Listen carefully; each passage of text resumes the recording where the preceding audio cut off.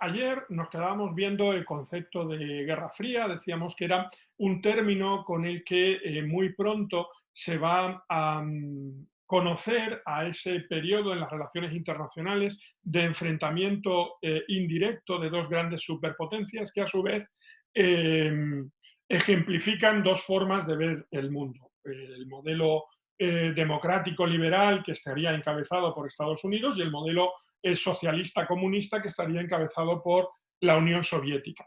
Esta, esta lucha, que a pesar de llamarla Guerra Fría, va a tener momentos de mucha tensión, con enfrentamientos bélicos inclusive. Lo que sucede es que no va a haber un enfrentamiento directo entre los dos principales actores, es decir, entre las dos grandes superpotencias. El desarrollo de la Guerra Fría es consecuencia de las diferencias ideológicas que existen entre los antiguos aliados de la Segunda Guerra Mundial. Unas diferencias que además se agudizan cuando el desequilibrio nuclear que había marcado Estados Unidos con la invención de la bomba atómica en 1945 se rompa al alcanzar los soviéticos también la producción de armas nucleares. Sin embargo, ese enfrentamiento, esa rivalidad, es anterior incluso a esta fecha de 1949, como vamos a ver a continuación. Hay algunos lugares, especialmente en Europa, Alemania, en Asia, Corea, que ejemplifican como ningún otro lo que significa la Guerra Fría, porque van a ser los escenarios principales donde se muestre esta división. En ambos casos, el país va a quedar dividido en dos zonas, una de influencia occidental y otra de influencia comunista. Estas divisiones son consecuencia de los resultados de la Segunda Guerra Mundial. Los acuerdos de Yalta, y por eso pongo esta imagen como primer punto, establecían, sobre todo para Europa, que los distintos pueblos que han sido liberados por los ejércitos aliados, bien el ejército rojo en el oriente de Europa, bien por los ejércitos norteamericano y británico en Occidente, tenían que disponer de su propio destino, reconociéndose ese principio de autodeterminación y dotarse de instituciones de carácter democrático. Las potencias ocupantes estarían implementando, mientras tanto, gobiernos provisionales, pero orientados a este fin. Sin embargo, como veremos, la forma en que va a ser entendido este proceso de democratización de Europa va a ser muy diferente. Hasta el punto de que se va a formar lo que muy pronto Churchill va a definir como telón de acero. Entre 1945 y 1947, toda una serie de países que van a ser ocupados por el Ejército Rojo en la zona oriental de Europa, van a desarrollar unas formas políticas que los convierten de hecho en estados satélites de la Unión Soviética.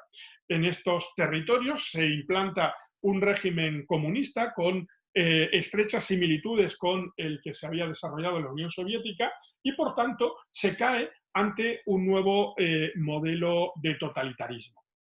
Este proceso va a ser el resultado de la estrategia de los distintos partidos comunistas en la formación de lo que se va a conocer como democracias populares. Estas democracias populares se instalan, como digo, en países como Polonia, Checoslovaquia, Hungría, Rumanía, Bulgaria, incluso con una diferencia en lugares como Yugoslavia, aunque muy pronto se va a separar del modelo soviético. Y en 1948 la ciudad de Berlín va a vivir el que va a ser el primer enfrentamiento directo entre Estados Unidos y la Unión Soviética. El bloqueo al que va a ser sometida la zona occidental de la capital por parte de la Unión Soviética, que cierra todas las vías terrestres de comunicación con el resto de Alemania, y pensar que Berlín se encontraba ubicada en la zona oriental de Alemania, pretende doblar el pulso a las potencias occidentales a las que se consideran incapaces de poder sostener a la población que se encuentra carente de todo lo necesario, desde combustible, alimentos, medicinas, en Berlín Occidental. Para suplir esta falta de comunicación directa, se va a establecer un puente aéreo que desde distintos aeropuertos en Alemania Occidental va a trasladar los suministros a la población de Berlín Occidental. Como os decía, en la conferencia de Yalta plantea el futuro de Europa a partir de los principios que se incorporan en el tercer párrafo. Se pretende que los gobiernos, los tres gobiernos que se encuentran aquí representados, la Unión Soviética, Estados Unidos y Gran Bretaña, creen las condiciones para la paz interior, adopten las medidas de urgencia destinadas a socorrer a los pueblos desamparados, constituyan autoridades provisionales gubernamentales ampliamente representativas de todos los elementos democráticos de esas poblaciones y se comprometan a establecer, tan pronto como sea posible mediante elecciones libres, gobiernos que sean la expresión de la voluntad de los pueblos y a facilitar en todos los lugares donde sea necesario tales elecciones. Esta circunstancia va a dar lugar a una interpretación muy particular, como digo, en los países del este de Europa, donde esas elecciones van a tener como resultado el dominio primero del gobierno por parte de los partidos comunistas y luego el establecimiento de regímenes totalitarios.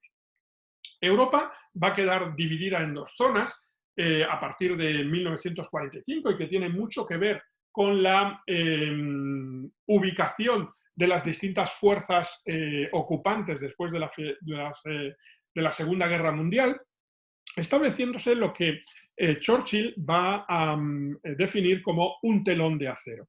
Como veis, se establece una frontera que iría desde la República Democrática de Alemania, la zona de Alemania que va a quedar bajo administración soviética, hasta Albania, donde se establecen una serie de regímenes comunistas y ante los que va a reaccionar las potencias occidentales lideradas por Estados Unidos con la creación en 1949 de la OTAN. Esta organización, la Organización del Tratado del Atlántico Norte, es una organización de carácter defensivo a la que va a intentar incluso adherirse la Unión Soviética y que incorpora a los países que veis señalados con el símbolo de la OTAN. Como respuesta, la Unión Soviética, tras la muerte de Stalin, va a impulsar el denominado Pacto de Varsovia, una alianza militar en la que participan la práctica totalidad de los estados del telón de acero, con la única salvedad de Yugoslavia, que se había distanciado de la política del Kremlin. El término telón de acero y la idea del telón de acero era algo que ya existía en el periodo final de la guerra. Aquí tenéis un fragmento de Goebbels, el que fue ministro de propaganda del régimen nazi, que señalaba que la derrota de Alemania ante la Unión Soviética sería el establecimiento de un telón de acero que caería sobre ese enorme territorio controlado por la Unión Soviética, detrás de la cual las naciones serán degolladas. Y señala el apoyo que habría tenido esta postura por parte de la prensa judía. Recordad el carácter racista del régimen nazi de Londres o de Nueva York. La popularización del término va a corresponder a un discurso que Churchill, que había perdido las elecciones en 1945, va a dar en una universidad en Fulton, en Missouri, en el año de 1946. En él se va a señalar la famosa expresión: desde Stettin en el Báltico a Trieste en el Adriático, ha caído sobre el continente un telón de acero. Tras él se encuentran todas las capitales de los antiguos estados de Europa Central y Oriental. Todas estas famosas ciudades y sus poblaciones y los países en torno a ellas se encuentran en lo que debo llamar la esfera soviética. y todos están sometidos de una manera u otra no solo a la influencia soviética, sino a una altísima y en muchos casos creciente medida de control por parte de Moscú.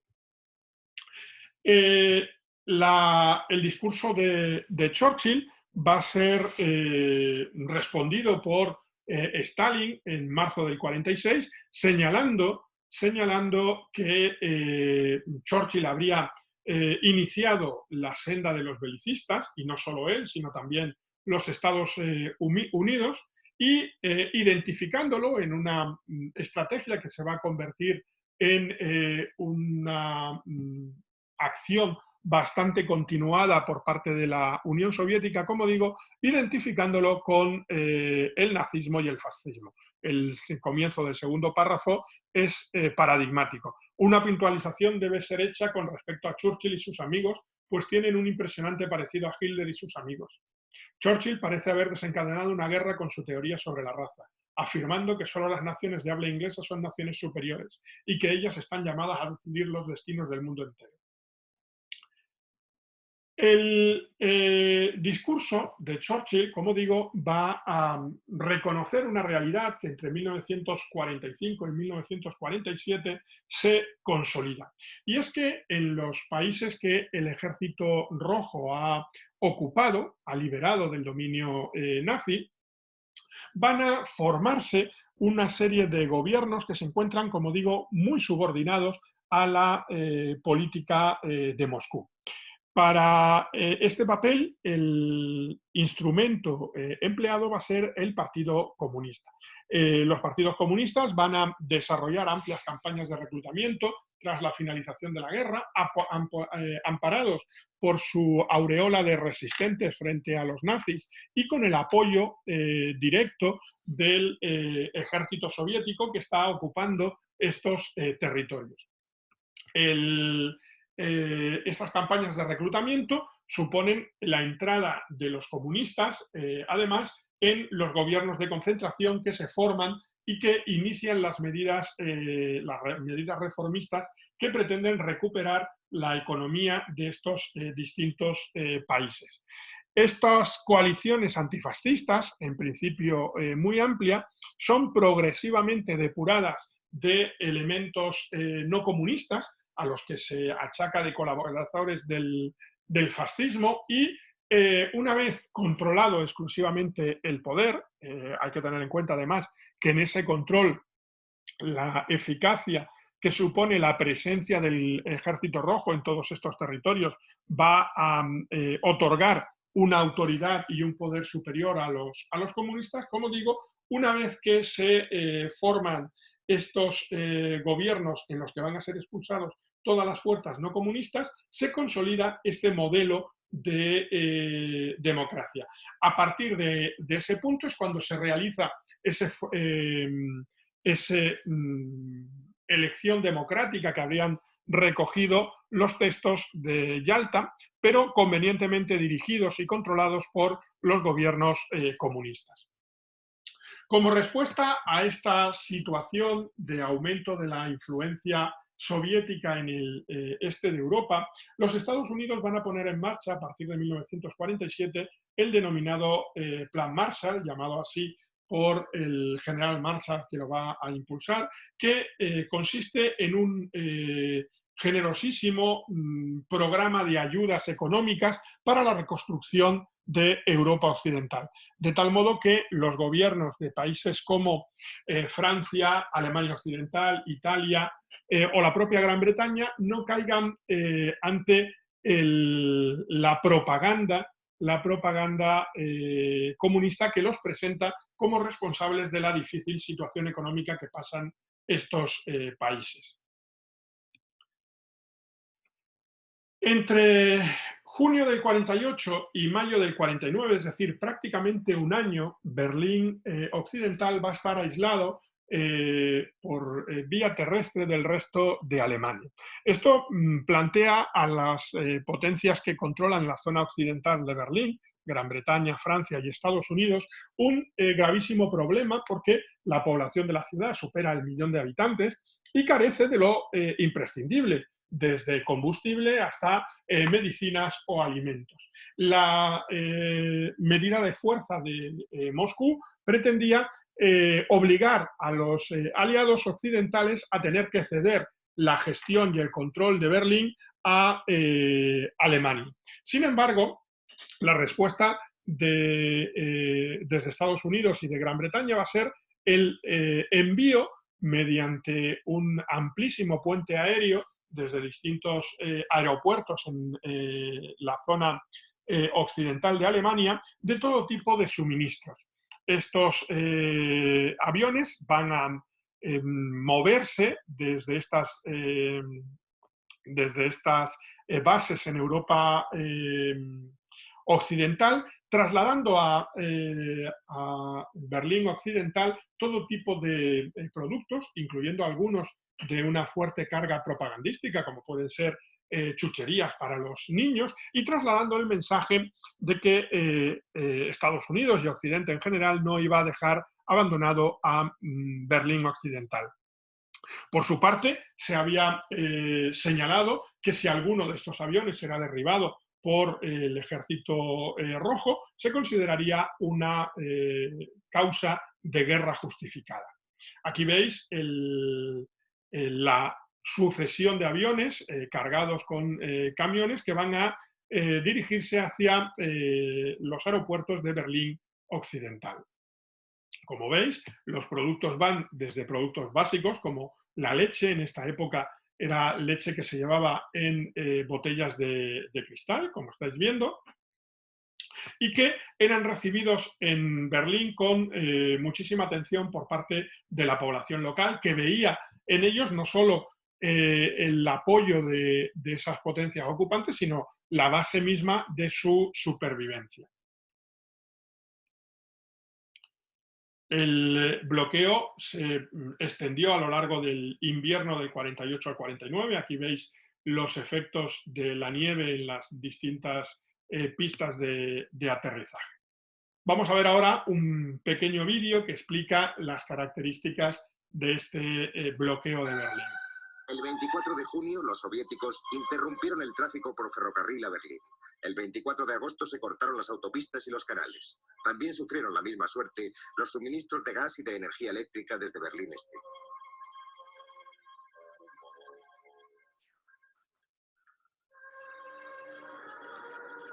Todo hacía pensar que los berlineses residentes en los sectores occidentales iban a afrontar un duro invierno.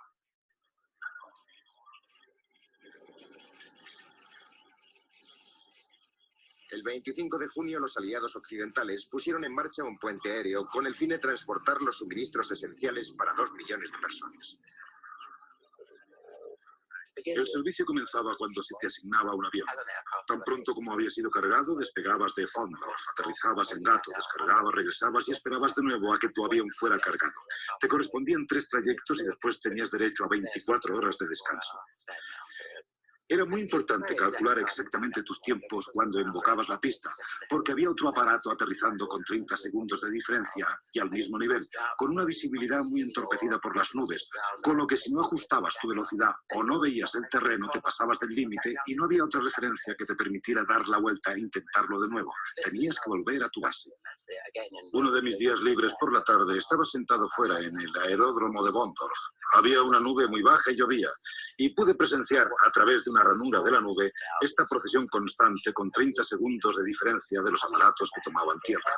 Mientras unos aterrizaban, otros ya estaban despegando. Se deslizaban sin pausa sobre la pista.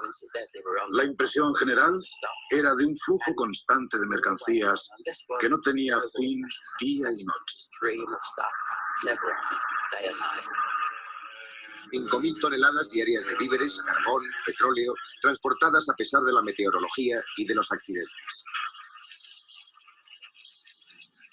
Se cumplen 100 días del bloqueo soviético, pero Moscú no había contado con la firmeza de los aliados occidentales ni con la voluntad del pueblo de Berlín. Bueno, el resultado es que finalmente un momento.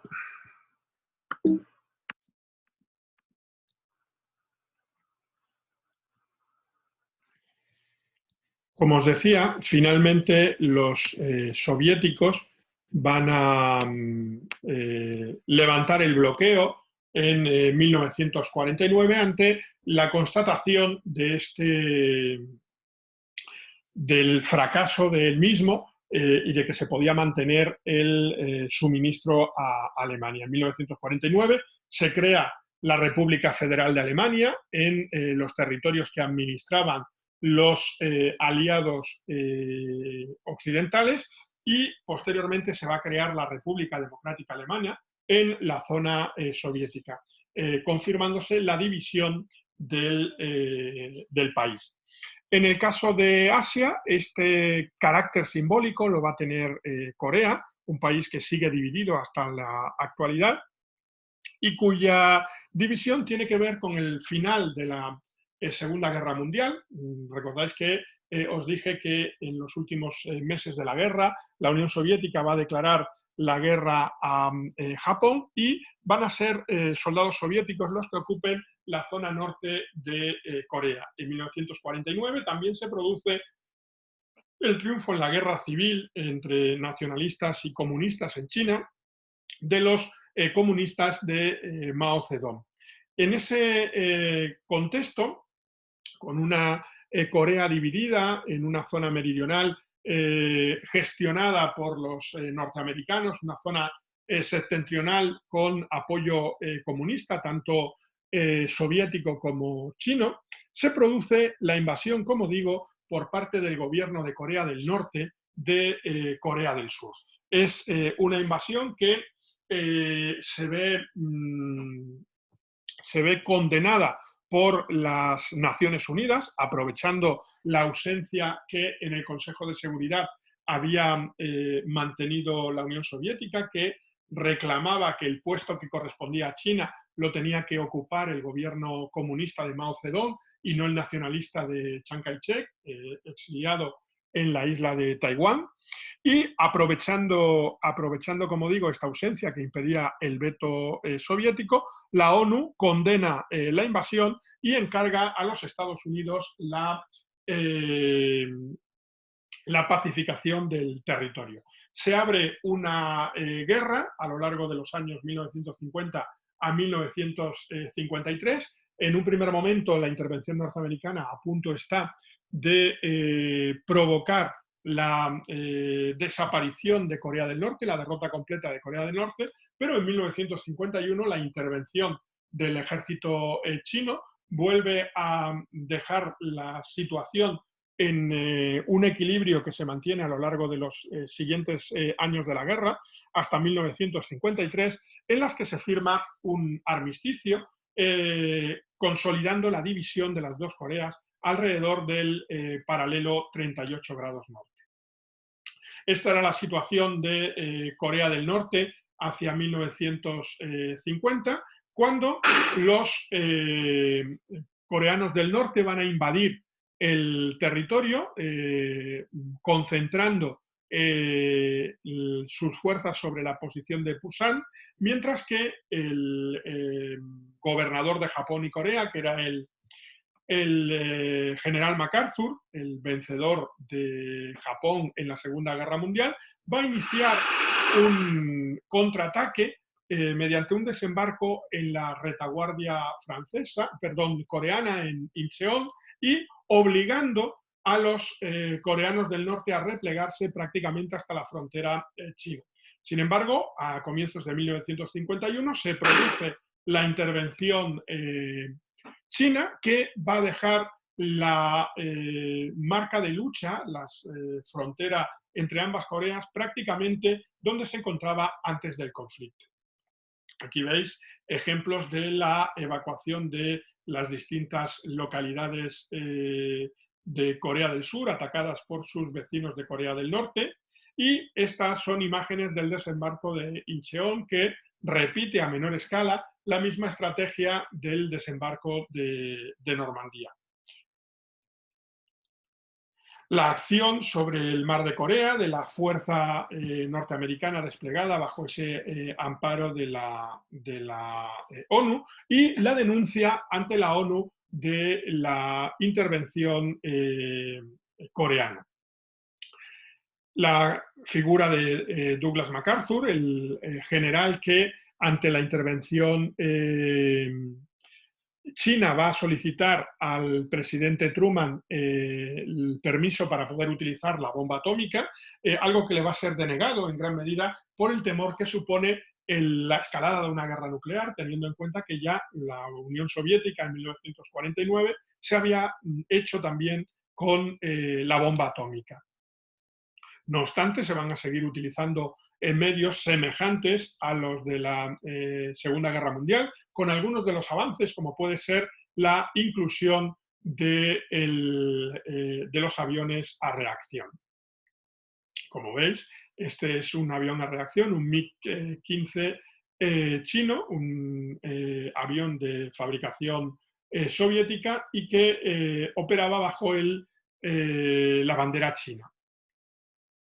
La guerra de Corea va a dejar un importante saldo de refugiados entre Corea del Norte y Corea del Sur, que ante el avance de las tropas norcoreanas van a ir refugiándose hacia las posiciones más meridionales de la península.